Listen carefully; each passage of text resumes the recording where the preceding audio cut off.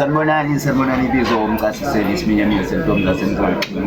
Since niyakwazi ukuthi this is a women's month, namhlanje sinomama, one of abanye omama abasebenza nzima to empower themselves ku-August kuyi-women's month. Mama nje ubingelele. Ngithe mina ubingelele ngesikhalanga, ngithi yabona manje wena subingelele ngesindebele. Futhi ufuna ukuthe one bethu amandebele siyani-over.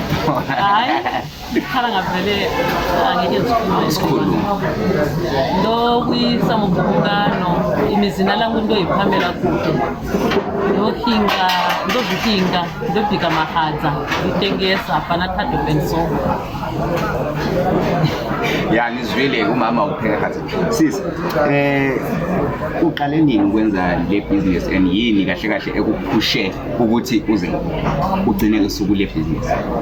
Ngiqale ngo-2011 ngo-March 26. Yini ewenza ukhumbule le date? Ngiyalazi idate ngaqala ngo-26 March 2011. Yini ewenza ukhumbule le date? Ngalibhala phansi.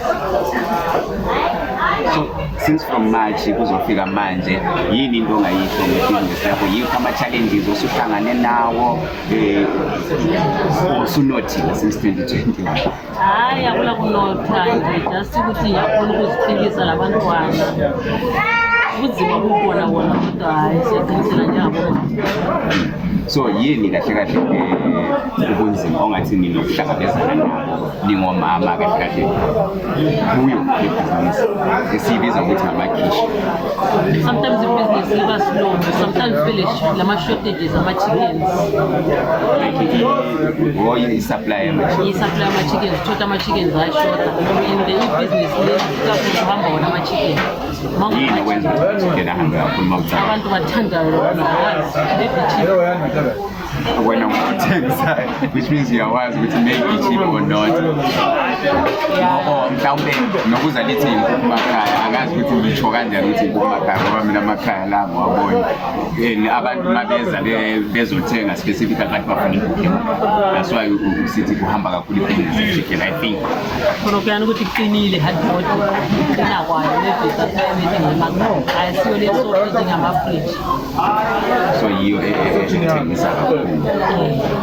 So ngiyabona ukuthi indawo le esikuyo kunamakhishi yangisho 30 and nenza kanjani i-competition? I know ukuthi sometimes i-competition iyalida to ugcina abantu sebesilwa, sometimes mina nenza kanjani ukuthi niqhubeke niphilisana kahle nibaninga so endaweni so akufiki isikhathi ukuthi ngigcine senibanga umuntu isikhathi esingomelo umuntu ulanda itafula lapha phandle ngoba kunje kulamanambers mina umuntu engena straight alanda emuva isize number 10 ekwathi ilanda umakho. So umuntu oqala bese mina ngiyangena sengilapha esenta, omunye umuntu uyangibiza number 7, omunye umuntu uyangibiza number 15, ngicine mina decide ukuya number 12. I-relationship nalabalade bembiza nalabade kanjani isale sibanjani ihonya asethi ukuthi hayi ugcine eboba ezilongo wena ungazikhethela lapho ufuna ukuya khona. Lakhona thina sikubangi ngoba eli customer selingafika kimi ngifuna isitshebo esi-different engingelayo, so kumele liye phela izathola ukuthi ufunayo. Uzafika kimi efuna amazinga nawo angeke ngidlise i-chicken ngekhaya, so semele nginge lapha azathola into emuva. Siyaku-understand, ngiyakhona ukumbizela leyo nto ayifunayo isitafuleni. Nikwenza njani? Sikushuli kufana nokuthi mina ngisewimbi ngifika laphana ngewimbi ngifuna ibhega bethi ibhega ayikho but esitiyezi khona, then someone asuke la ewimbi ayobuya nebhega esitiyezi azongikhala ngihleli khona. Yikho kusho ukuthi nikwenza njani? Thina sikwenza njalo, thina siyasebenzisana ngoba even umuntu engathona ngela kudla ngiyakhona ukumthathela kumakhelwane ahlele lapho engikhona imali yekumakhelwane. Kuyinto enhle kakhulu. Ncobe, what can you add? Of course usekhuluma ukuthi bayapheka inkukhu emakhaya. Yini eyinye eliphekayo? Uthe inkukhu iyehamba kakhulu, yini eyinye eliphekayo izitshebe ezikhona? sile beef stew kuphela. namathumbu enkukhu. Okay, so i-chicken yiyo kodwa igijima kakhulu. Chicken igijima kakhulu. Yini eyenza ukuthi ungadla kuleli khiji indlela okuphekwe ngayo kuyafana nokuphekwe kuleli elinye ikhiji? Kwenziwa yini? Liyatrenana, liyenzani? Yini eyenza ukuthi lipheke ngendlela efanayo? Thina sikwazi ukuthi ukudla kwakhona kuyafanana. Omele upheka imenu yakhe, asikwazi ukuthi omunye upheka. Mina nginje nje bengakwazi umakhelwane uphekayo. Kodwa inkukhu lese inkukhu engiyithenga la engiyithenga next door iyabe ifana. Kwenziwa yini? Lisebenze ndawonye lonke o lonke laqala lasebenza ema-kitchen lafunda ukuthi kwenziwa njani, latshontsha that menu la yenza kwenzeni indaba. Ngicabanga ukuthi sometimes abantu bayabuzana nje, omunye kuyiza uthothi umuntu uyafika endaweni kakwazi ukuthi akwenze njani. Uyakhona ukuyabuza komunye umuntu ukuthi hayi ngingayenza kanjani inkukhu le. But mina I think indlela abenza khona bona bathi bapheka isikhaya okuwukuthi abantu who-approved endaweni le bonke ngabendawo A1, so isikhaya sabo becomes into A1. Babethi inkukhu siyipheka isikhaya bazoyipheka ngendlela efanayo. Am I right? Ngi-right? Bazoyipheka ngendlela efanayo, so wena uzothi uma usidla uzoyithola ifana. Babengathi thina ipapa or ngithi isitshwala sisipheka isikhaya, futhi bazosipheka ngendlela efanayo ukuthi yalinda kuthinywe all those things. Uyakwazi sisakwenza thina eGoli la iseva nogesi, so ngicabanga ukuthi yikho kwenza kugcine imenu yale ndawo ifana. Angazi ungangiphikisa ukuthenga isiyo. Hayi mina ngiyabe ngazi ukuthi iyafana ngoba mina ukudla kamakhelwane akaze kuhle. Phakathi kona la khula nkukhu umuntu engathi ngiyayazi, so ama-customers bayazi ukuthi ukudla kwalaphana lalaphana kunjani. Mina ngakwazi kuba ne-customer manje ngafika lithi lifuna ukudla ukuthi angilako lithi udele lapho kungcono naye asitaka ngosakwazi ukuthi okungcono kokuphi ngoba ngikazi wena ucabanga ukuthi konke ukuthi konke kura. Okay, and then ukhulume ukuthi liyasebenzisana. Kwenziwa yini? Selisebenze ndawonye libanengi lazigcina lisazana okwesikhathi eside, or libuya ndawonye kumbe vele lingabangani from where elihlala khona? Ngathi esikhathini esiningi sisuka sijwayelane khona lapha emsebenzini. Okay. Sijwayelana khona lapha emsebenzini. Othi lonke lenhliziyo esicishe zihamba. Yiko bengibuza ukuthi nami ngibheka indawo yakhona inabantu abaningi and they are too close to each other and i-competition, because thina as far as I know i-business iba i-competition. So if usukompita nomuntu oyenza the same product eduze kwakho aku-understandeke emuntwini wenza business, but nina ngiyabona yonke into ihamba smooth and and then kuke kwadlula isikhathi esinzima kakhulu. Ngikwazi ukuthi oqale ngo-2011 selitshintshile nendawo lapho ebelikhona kulesikhathi se-COVID esifikileyo wavala amakhishi wonke, I think for 2 or so years. Sicela usitshele ukuthi ngaleso sikhathi bekunjani, how were you surviving? Sesiye ngabantu abaphila ngokuzisebenza and la manager njalo likubhithe i-COVID idlule libuye liqale futhi phansi up to where eselikhona manje. Okay, mina nge-COVID ngahlala only 1 month. Continue drinks ngipheka amagwinya endlini ngiphuma siyadayisa emakliniki. Okay. Ngapheka ngemva kwesikhathi ngagcina ngithole omunye usisi sahlanganyela sapheka i-Little Brighton Mill for 7 months. So was to supply from in. Saqala sisekitchen kwaba likhitshi salivula sahlanganyela sapheka for 7 months. Yikho lapho engagcina sengithola imali yokuthi ngizostata lapha. Okay, so that's how you beat COVID. And then yini kahle esingathi ikwenze ukwasebenza lokho afike khona kodwa afika wenza ukwenze wathi ukusebenza ngoba yasebenza e-Ocean Basket restaurant ngasebenza space ngabuya ngaye-kitchen. Uqale ema-kitchen kusebenza khona like ngosithi ema-kitchen awusatsho lapha sisitsho uma i-domestic work, right? Waqala 20 usebenza isikhathi esingakanani ufike nini eGoli okokuqala? Vele lokunzima uqala sibili ukuthi 2010 2010 2007 so usebenze for 4 years kuphela wabe uqala kwakho yini ekwenze ushiye umsebenzi uzothi okay mina sengifuna ukuzisebenza because 2011 wonke umuntu besafuna ukusebenza umsebenzi besasekhona wena unikeze intshukutshe ukuthi uthi hayi sengiziqalela mina kwami yokutheni frustrated emsebenzini bakuchayile bakuxothile yini enzakele ema-restaurant nisebenzile amathipu akhona kuthiwa usebenza uthola amathipu bengakuboni kuphelela ku-transport inyanga mayiphela angikhona ukubhadala irenti angikhona ukwenza njalo ngachiya from i-ocean basket ngaye-space ngithola kuyafanana angikhona ukwenzana imali yethipu yabe ngiyitholile iphelela ku-transport ngathi ngiyabeka namhlanje ngiyavuka ngilandelela kusasa sengisebenzisa ngachiya ngatholela umsebenzi emalbatini ngasebenza imali yangikhona ukuthi iphuma umlungu akhona ubehlale njela izitoreti kala mali emphama hafu hayi ngagcina ngikhalala ngichiya so wasutshiswa i-frustration wazoqala okwenza ukuthi ucabange ukuzopheka yini kulo muntu wahlangana naye wathi ngapha ziyakhupha owena yinto kuyazi ukwedlula zonke nje abantu wasebenza lasema-restaurant ngazama ukuthi maybe khona bengifuna ibhizinesi nje elokuzenzela ngacabanga ukwenza itafula ngabuye ngacabanga imetro izohlupha ngasensizwa ukuthi kula makhitshi ayevulwa ngapha ukuvulwa kwamakhitshi la ziyakuthatha ukwensopa yikho ngihamba khona ngadinga indawo ngathi lami ngiyozama khona angazama umnyaka wokuqala ngabona ukuthi kuqinile but hayi ngaqinisela kwaze kwaya kwaba right after 6 months. Okay, and then emsebenzini uhlale 4 years kuphela emsebenzini ehlukeneyo la usuhlale 13 years lanxa i-COVID sidlulile ubuyelile futhi wenza lokho singathi umahluko okhona phakathi komuntu osebenza umsebenzi omunye lawe ozisebenzayo ngokubona kwakho from both experiences yini ongathi umahluko omkhulu? Hayi mina sayidini lami ukusebenzela omunye umuntu kunzima hayi ngoba ngangithola imali engiyifunayo so lapho uyayithola siyakwazi ukuthi wena awunothanga ayikho ningi but iyakuphilisa abantwana bangaki? Abantwana 3 bonke bala iyalenela ubhadale le rent awukaze ufike uthini akathezi siyangena kumatshonisa ufuna ukuthi ubhadale rent?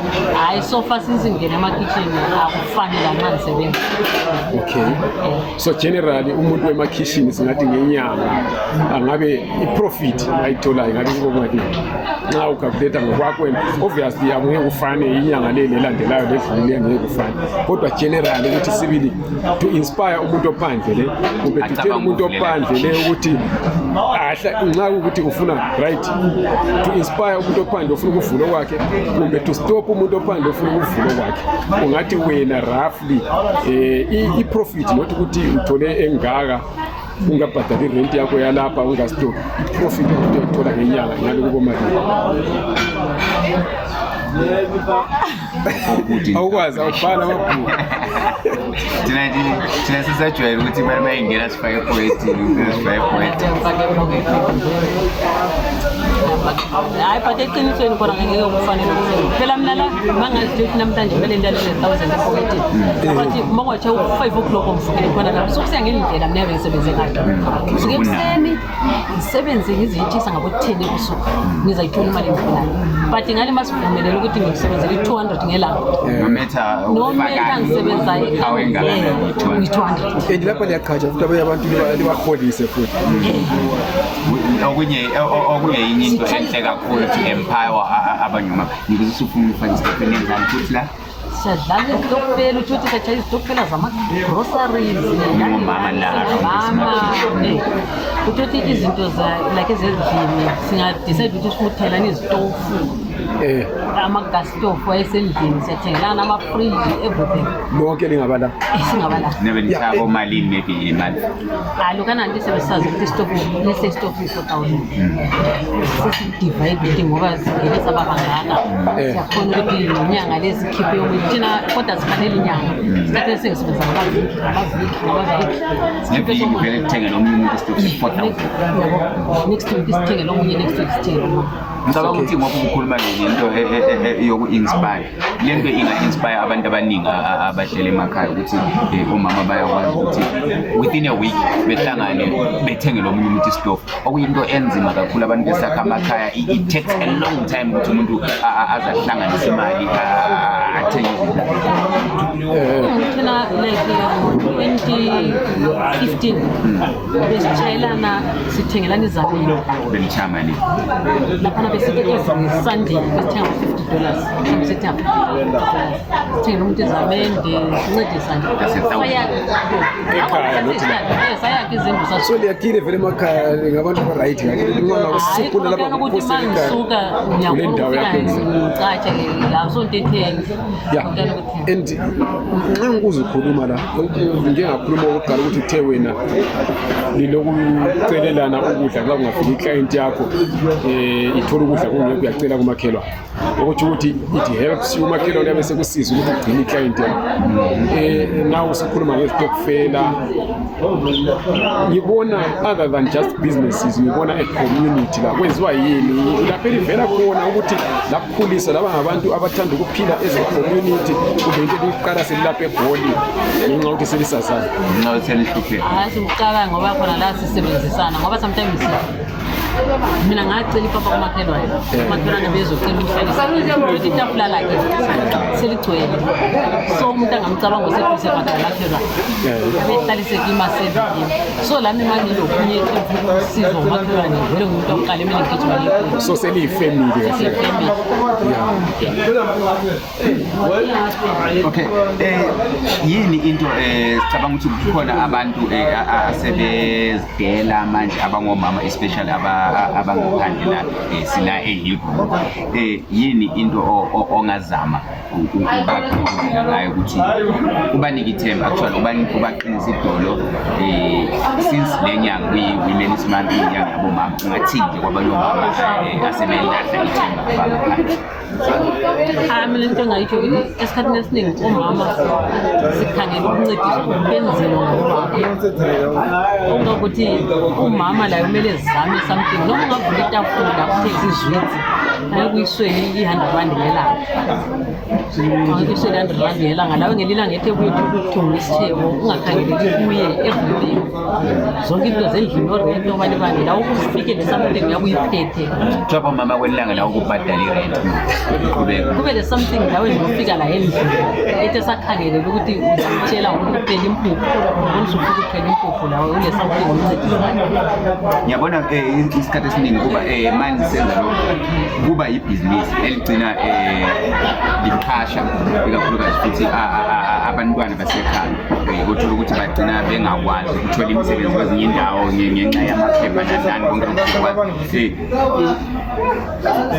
Ungathini nje ngalokho ukuthi nisiza njani umphakathi especially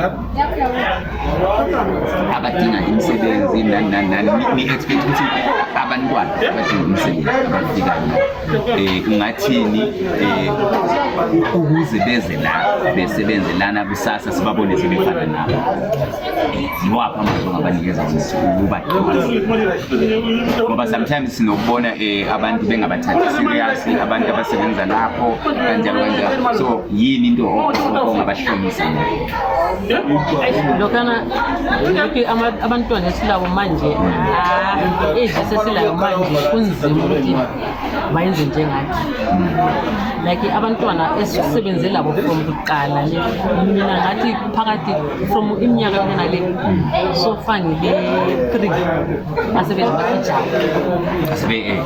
abaphume ezandleni zami manager wabo amabhizinisi wena funda ukuthi uphuma ke umsebenzi wakho ukuthi uphuma ke umuntu yabo so manje ngilabo mina abathathu engihamba la emakitchen ukuthi ngilanga ngakwela ngikhona ngiyabuza yini ukuthi namhlanje ngapha kazikho plani bani la migijimo ngithatha la osekhatshe abantu kodwa suke ezandleni zakhe so inkukhu lizithatha uyabule supply yakho kumbe liyaphuma ijumo lezithenga kwenye into ama-supply ayenkukhu maningi kuyafika isikhathi sokuthi bonke baphelelwa bengabi lazo liziqedile leli.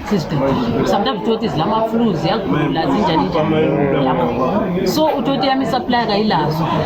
Nami sengidinga omunye umuntu noma uphekela kwenye indawo ukuze ukuthi maybe yakhe ilayo. Amfake kuphanda yena ngekethatha kuye. Okay. And then sesiyaqeda lapha kulabantu abaphandle abangabe befuna ukutesta into eliziphekayo lapha or abanemicimbi. Ngiyambona emcimbini esikhathi esiningi uthole sokushota ukudla ukukhwabithwa ngabantu ngoba ukwanda kwabantu lapha kutshengisa ukuthi bakukhwabitha ukudla kwethu. Uyakhona yini ukuthi umuntu maybe akuhaye umphekeli maybe lo mcimbi abantu belo mcimbi somewhere bakuhaye ubaphekele badeliver kumbe uhambe baphekela khonapha emcimbini yakho. Ngiyakubona. Bangakuthola njani? Sicela ukuthi banikeze ukuthi bakukontakta njani mhlawumbe inamba yefoni kumbe khona ku WhatsApp kwenze ukuthi labo bazizwele lapha bakuthinta. Inamba yokufonela ku-060 437 labo 014. Ngiyokufonela kuphela. Ku WhatsApp akayikho. Ikhona ku-078 534 6757. Okay. Inthemba baziswele abantu bazakuthinta. Siyabonga kakhulu bakithi, siyabonga kakhulu. Sila ekitchen likaSisi uMakhuphe eBerry. Abantu abafisa ukuthi bazokudla inkukhu makhaya, ukudla okumnandi bangeza la. Siyabonga kakhulu sisi ukuthi usinikeze isikhathi. Sibonge kakhulu kuyinyanga yabomama ukuthi sikwazi ukuhlangana nabomama abasebenza nzima bezama ukuthi bezithuthukise bengomama. Sisazoqhubeka inyanga iziyophela yabomama sikhuluma ngabanye omama abaletha ushintsho emphakathini. Simthanda kakhulu, siyacela ukuthi nihambe no subscriber ku channel yethu AVG Reality. Igama umchasiseli Siminyaminya Sentombi zasemzimane exhibeni kwakho kwakumaya. Namhlanje bengihamba nosisi usisi ukhuluma isikhalango ngicela nivalelise ngesikhalango. Ngiyalithanda kakhulu lapha kwaGetshenge.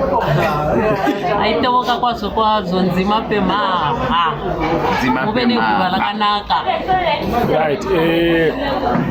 Besithi uzabanxusa especially abomama but not omama bodwa. Oyenza into ayibona ukuthi le iyakhwabitheka kasithinte angangifakela i-WhatsApp message ungafoni bakithi faka i-WhatsApp message +27 73 962 3075 ukhulume nomxolisi Ncube kumbe ufakele umchasiseli uGwaza.